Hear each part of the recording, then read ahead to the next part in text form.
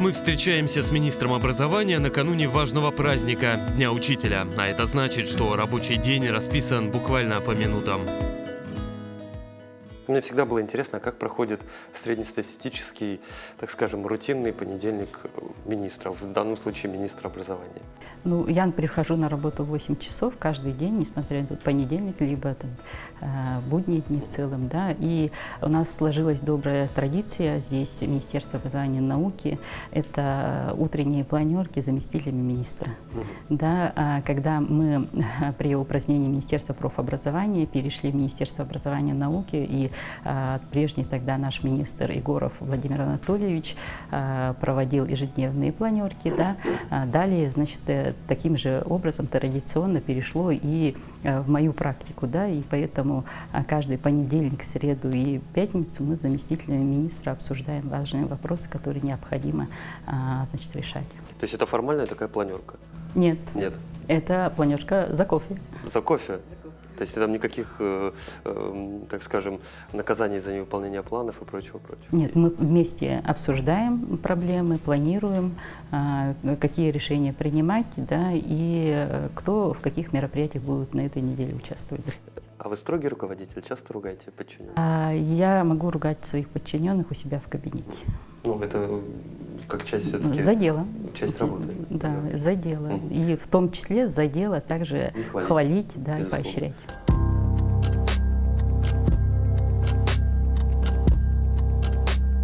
Рабочее место Нюргуны Соколовой не похоже на типичное место работы чиновника. На входе нас встречает стенд с памятными подарками от школьников со всех уголков республики. А рабочий стол украшает необычный талисман. Это сувенир моего сына. А, это... Да. Ух ты! Он привез из Крыма, когда-то отдыхал, видимо, значит, и купил на рынке и привез такую тяжесть. Угу. Это прям какой-то минерал, да? Это, видимо, камень обработанный, да, в виде черепахи. И он зачем, вот когда, значит, бумага там может разлететься. То есть еще используете как средство для хранения? Классно. Ну и папки, которые вот все-таки мы переходим на цифровые технологии, да, но иногда обязательное требование – это ручная подпись. Поэтому Наталья вносит мне, да, документы на подпись в традиционных папках. А самое интересное, наверное, это вот рабочий инструмент министра, планшет, и те цифровые ресурсы, которые нам доступны. То есть, находясь на любом совещании, в принципе, можно смотреть всю документацию. Да? Лично смотрю каждый документ, все документы проходят через меня, и те документы, которые регистрируются, все через Наталью. Да? Ну и вот система ESET, она здесь есть и на компьютере. ESET я знаю, мы работали. Да, это вот как раз таки пока. Здесь у нас документы, которые я подписываю, это визирую, далее, значит, поступившие документы. Ну и вот ресурс, с которым мы в любом месте можем уже подписывать документы, рассматривать. Я хотела бы показать сегодня те цифровые ресурсы, которые у нас есть, вводятся в нашу повседневную жизнь. Да, если чиновник работает в ESET, да, то, кстати, наши директора тоже уже все практически перешли в ESET. И документы школ, колледжей, наших институтов, да, получают документы, поручения через электронный документооборот. Да. Есть очень интересные ресурсы в виде каких-то информационно-аналитических систем. Допустим, здесь те проекты, которые будут внедряться до 30-го года.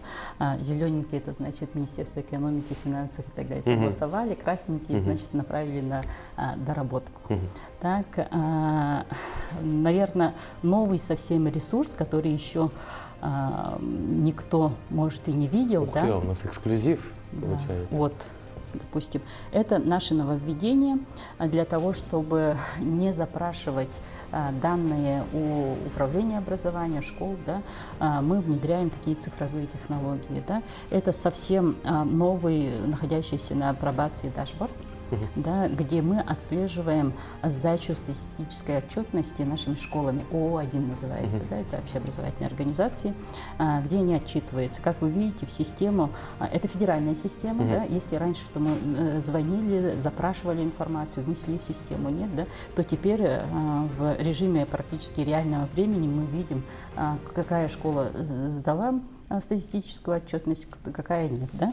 Ну, допустим, здесь сразу видно, что 113 школ они загрузили, да, свою отчетность, так, при этом электронную цифровую подпись, то есть подтверждение после проверки, да, значит, 52 школы только прошли. Да, а далее, ну, работа ведется, срок у них есть до 15 числа. Буквально вчера начальником управления направляла, и у них, кстати, есть тоже свой доступ в эту систему, да, и они тоже могут мониторить. Ну и вот можно увидеть, кто аутсайдер, кто да, быстрее всех. Значит, ну вот видите, Абыйский практически все школы, да, 5 школ из 7 уже загрузили. Загрузили, да. Значит, активно идет также в Нерюнгринском, 90% школ уже, да, загружены. Остальные еще работают. Но у них, в принципе, отставания нету, да, еще 11 дней, время есть. То есть это все для того, чтобы вот эту бюрократическую систему, которая существует между школами, да, бюрократическую нагрузку, всякие запросы лишние и так далее, тогда как информационно-цифровые системы нам позволяют мониторить. Если необходимо, можно выбрать на дату отчета, выбрать, значит, управление образования, какое хотим увидеть, да, ну и посмотреть уже детализированно до школы. Прямо напрямую в школу можно заглянуть? Да. И с директором связаться? Ну, здесь отчетность, нет, да, можно. Конечно, с директором тоже можно связаться. А бывало такое, что звоните напрямую директору? Конечно.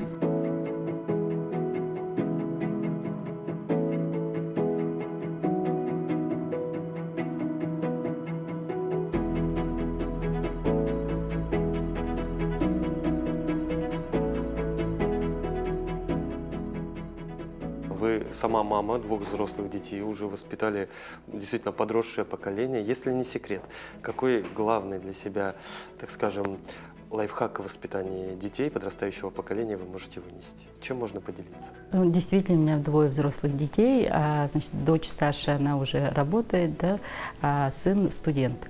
И в их воспитании они были абсолютно разные. Так? Ну и сейчас они разные, да. И вот как раз-таки дочь, она более творческий человек, да. Мы и профориентационную работу пытались проводить таким образом, чтобы более склонить ее к техническим наукам, да. Но, значит, ее сущность взяла свое, и она сейчас является дизайнером, технологом и вот работает в этом плане, да. А сын, да, значит, это больше действительно технические науки, это, естественно, научные познания. Если о преподавателе говорим, все-таки министр образования, многие же те черты характера, которые есть у человека, многие закладывают в том числе эти черты и преподаватели. Вот что заложили в вас ваши первые учителя? Я бы сегодня отметила мою первую учительницу Людмилу Семеновну Попову, которая в 19 лет по окончании Вилюйского педучилища приехала к нам на село и 2 года была классным руководителем у нас.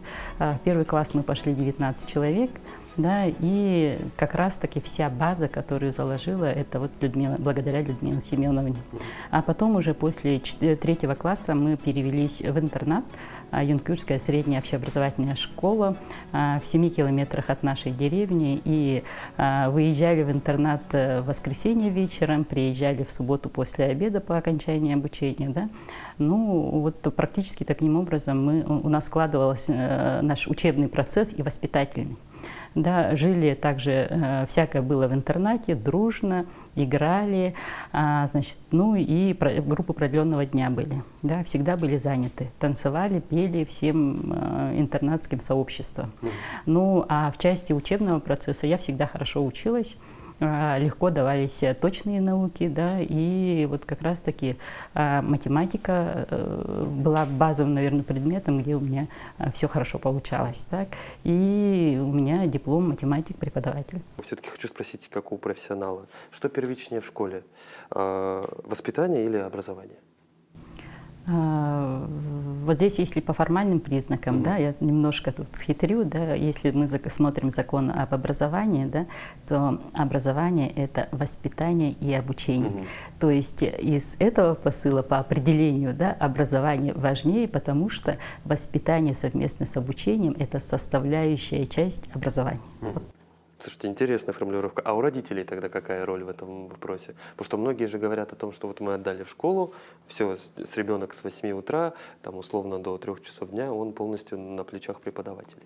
А родитель – это основная часть, конечно, воспитательного процесса, да?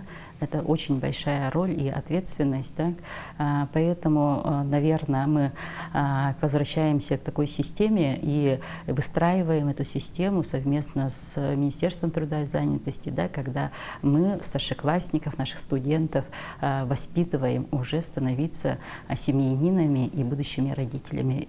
Над этим сейчас как раз-таки озадачены. В учебный процесс школ вводится внеучебный предмет, такой как курс это семьеведение. Ну и, конечно же, наших студентов тоже нужно воспитывать, становиться родителями. Ну вот, говоря, кстати, о студентах, хочу спросить, Нургуна Афанасьевна, а что бы вы пожелали молодым преподавателям, которые вот сдают ГОСы и буквально уже на следующий учебный год приступают к новым для себя социальным обязанностям, в данном случае педагога или преподавателя? Тут я, наверное, уже на примере, на отзыве самих выпускников скажу. Да? В этом году Арсений Сергеевич утвердил, значит, указ, в котором определены премии для 100-бальников, успешно сдавших демонстрационные экзамены по итогам обучения в колледжах и техникумах. Да, первые получатели, обладатели этого гранта получили с рук Арсения Сергеевича такие, значит, премии. Да, и при беседе с ними, когда встречалась, да, девушки, педагоги будущие, да, они говорят, что они 100 баллов демонстрационного экзамена получили благодаря практическому опыту. Это значит, что значит, ну, они рассказывают о том, что в этом году, да, вот практически с февраля месяца они пошли работать в школы и детские сады. Не заканчивая учебное заведение? Не заканчивая учебное заведение, перед дипломной работой они пошли работать и стали уже зарабатывать свою первую зарплату. Да? И вот тот практический опыт на базе теоретических знаний, которые они получили в стенах колледжа, позволило им получить на российском уровне 100 баллов.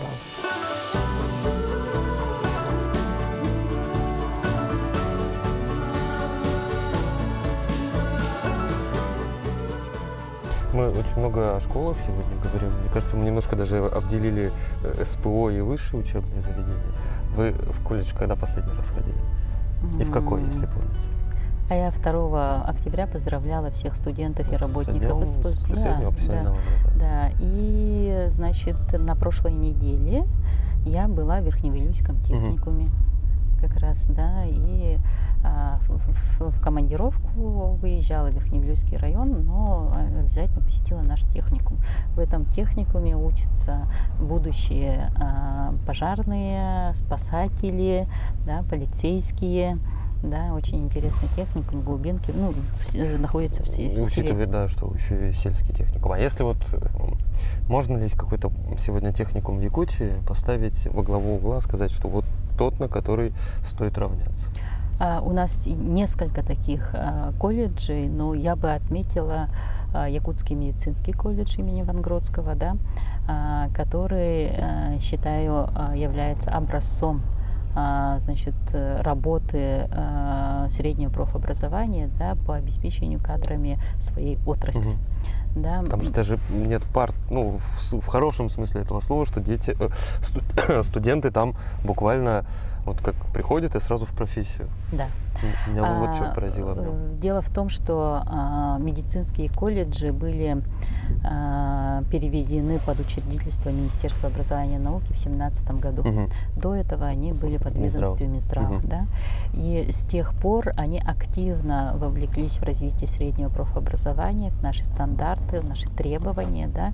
И самое главное, под руководством Дмитрия Афанасьевича, директора Якутского медколледжа, да, коллектив достиг очень больших высот, считаю, да, это и участие в федеральных проектах, да, это победа в чемпионатах профессионального мастерства. Региональные гранты. Региональные гранты, это лучший колледж 2023 года, да. И, значит, идея вот этого вот гранта состоит в том, чтобы этот грант – это заслуга студентов. Угу. Да. То есть они сами захотели? Ну, в смысле, точнее, они сами инициировали вот эти грантовые работы? Достижения студентов за учебный год лежат в основе определения победителей. Да, если в этом колледже самые активные общественники, волонтеры, да, стройотрядовцы, то это будет номинация «Лучший в общественной деятельности». Если в колледже самые спортивные студенты, да, то это будет «Лучший в спорте». Ну и так далее. Да, наука, творчество, образование, профессиональное мастерство, где больше всех чемпионов профмастерства, да. Ну и вот вкупе, конечно, определяется лучший колледж. Да, и получается, это достижениями студентов определяется победа, ну и они зарабатывают для развития своего колледжа определенную сумму. 5 миллионов по номинациям, 10 миллионов лучший колледж. Ну это хорошие деньги на оснащение.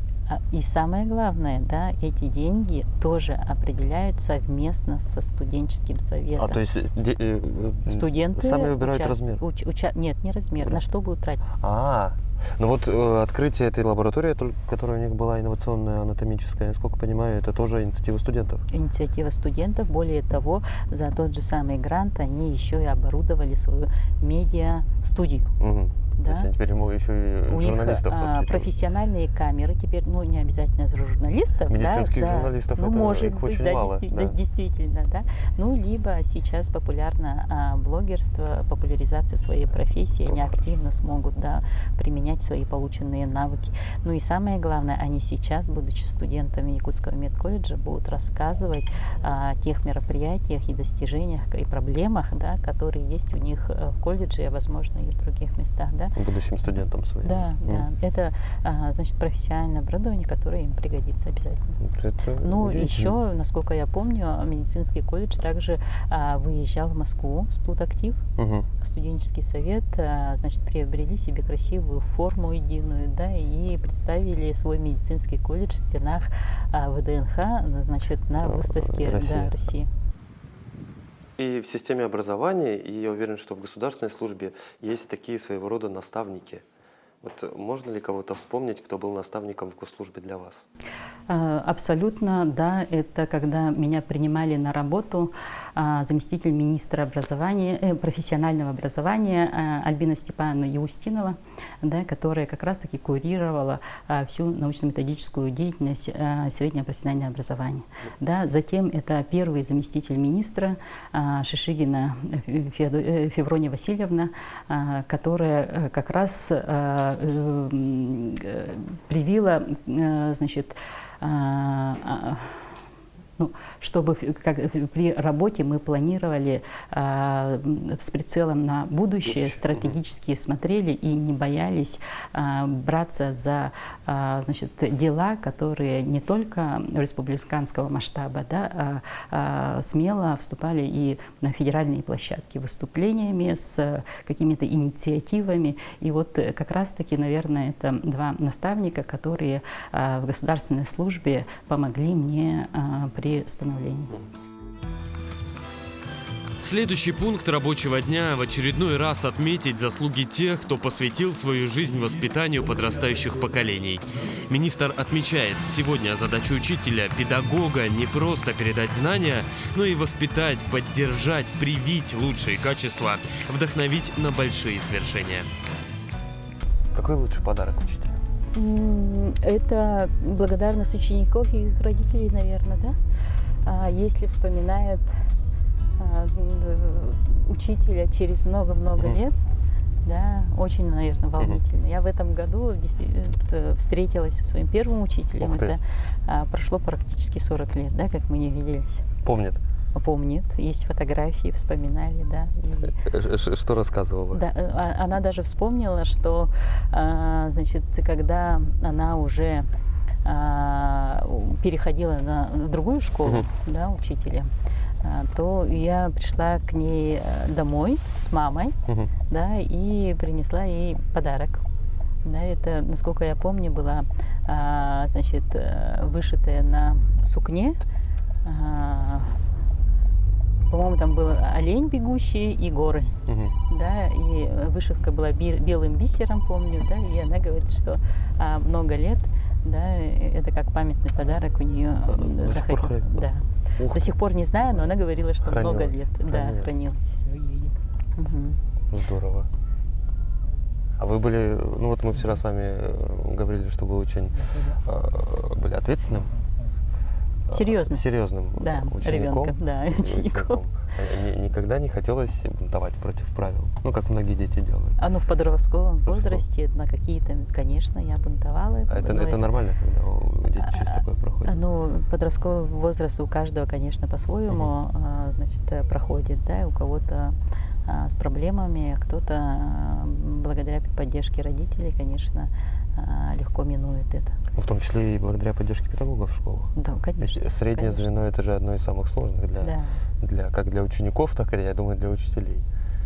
Ниргуна Афанасьевна, если вспоминать еще учителей вашей школы, вот мы много говорили о вашей первой учительнице, о ваших наставниках, кому бы вы еще сегодня сказали спасибо из учителей? Учителей действительно было много, они все были яркие, да.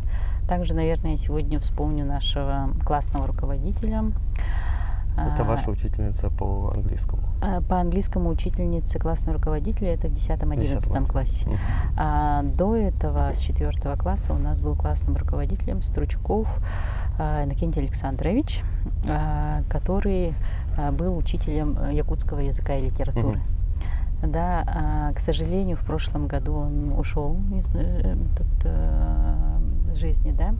И я вот с удивлением узнала, что вообще-то по образованию он не был учителем якутского языка, Ух ты. да, а был ветеринаром. А как он пришел тогда к учительству? Ну, не знаю всех перипетий его жизни профессиональной, да, но действительно он по образованию, сказали, был ветеринаром, приехал молодым специалистом из Венобатантайского района в Алёкминский, да, и в нашей юнкерской школе вот как раз-таки преподавал якутский язык. Я помню наш поход. Это был 4 класс, и всей школой мы пошли. У нас в деревне это называется местность 7 коммунистов. Да, это был турпоход, когда мы поехали на автобусах, на значит, больших грузовых машинах и добрались в тайгу, да, горы, где вот историческая памятная местность, где были расстреляны эти 7 коммунистов, и мы там обновляли памятник, да, этим 7 коммунистам, и в этом была задействована вся школа, вот как раз-таки под руководством нашего классного руководителя. Ух ты! То есть он, получается, еще и к труду приучал? К труду, и самое главное, история нашего местности, где вот памятные события были, и это уже заложилось в нашей памяти. Мы знаем историю, которая происходила в начале 20 века на нашей родине. Ниргуна Соколова признается, одна из важных черт, которой должен обладать современный педагог – умение превратить работу в увлекательный, творческий процесс, привить любовь к предмету и вместе открывать новые горизонты. Есть такое выражение, что все взрослые родом из детства, только не все взрослые об этом помнят. Это, по-моему, если не ошибаюсь, сказал Антуан де Сент-Экзюпери. Вот какое ваше самое счастливое воспоминание о детстве? Ну, во-первых, это, наверное, мое родное село, где я родилась и выросла. Да, это село Лухан-Мунку, в 16 километрах от города Алёкминска. Маленькое село, где живет не очень много населения, но это село расположено в очень красивой живописной местности, и там живут очень добрые и отзывчивые люди. Вот в этом селе я выросла, и все родители, мои родственники, все, значит, дружно жили в Лухан-Мунку. Ну и счастливое детство – это лето, это жара, когда мы ребятней бегали на речку, купались. По весне мы поднимались на сопку, где цветут фиолетовые нюргугун. Ух ты! Вот если говорить о детстве, кстати, мы вот эту тему затронули, многие же дети сейчас, когда вырасту, хочу стать космонавтом, буду врачом, а кем хотели быть вы? Ну, здесь, наверное, в моей будущей профессии очень много роли было у матери. Да, мама моя считала, что, значит, я буду хирургом, допустим, да, я буду, допустим, балериной, даже такое было, да. Кроме этого, она всю жизнь мне рассказывала и родственникам про свой сон, где она видела меня пианисткой. Пианисткой, да. При этом, то есть я сижу во сне у нее и играю. При этом уже в моей состоявшейся профессиональной жизни она это сказала, что это, оказывается, было не пианино, а компьютер. Кстати, есть персональное поручение главы в мой адрес, да, как министра, это реализовать не менее 5 проектов взаимодействия вузов со школами. И вот как раз-таки проект МАКИ один из них. Но я уверен, что они воплотят этот проект, а мы сейчас с вами идем поздравлять уже и встречаться с ветеранами. Да. Пойдемте. Иргуна Афанасьевна, пока идем, хочу спросить, а тенденция того, что молодые жители стали уезжать за пределы учиться, она, сколько понимаю, тоже уже спадает со временем? Все больше у нас кадров остается здесь? Бывает по-разному. Конечно, для того, чтобы наши школьники, выпускники оставались, ну и молодежь оставалась в регионе, мы должны постараться сделать очень хорошие условия, привлекательные, да, и заинтересовать. Да? А мы их не просто стараемся делать, а мы их делаем. Сделаем. Я уверен. Да.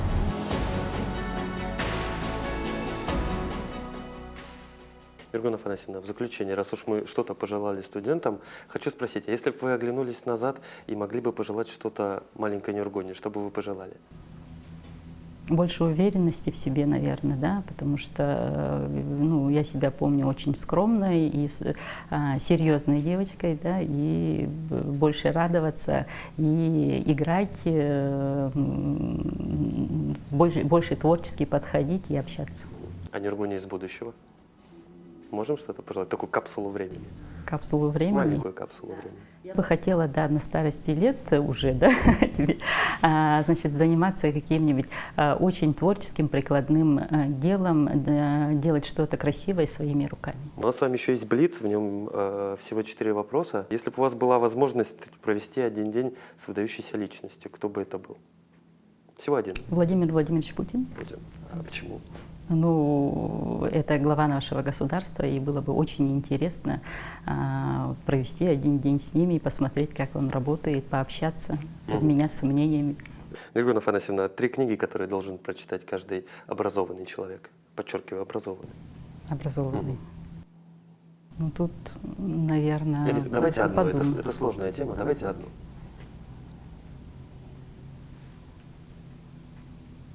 Все-таки, наверное, вот в статусе министра я должна ответить, да, и отвечу, потому что воспитывая и, значит, наше подрастающее поколение граждан нашей страны, да, это история России. Да, история Отечества, и никогда не поздно, наверное, вернуться к учебникам истории, к энциклопедиям, да, и перечитать историю своей страны, и вспомнить, что там было в веках прошедших. Слушайте, интересный выбор. В заключение, что заставило вас в последний раз улыбнуться и, наоборот, растрогаться? Сегодня я поздравляла учителей столичной системы образования. Да, и вспомнила своего родного дядю, это Юрий Иванович Харитонов, да, вот даже в голосе, да, и нечаянно действительно растрогалась и вспомнила, это учитель, который всю свою профессиональную деятельность посвятил столичной системе образования. Он был учителем физики в 26-й школе, директором 7-й школы и также работал в управлении образования. То есть это вас заставило и улыбнуться, и растрогаться? Да.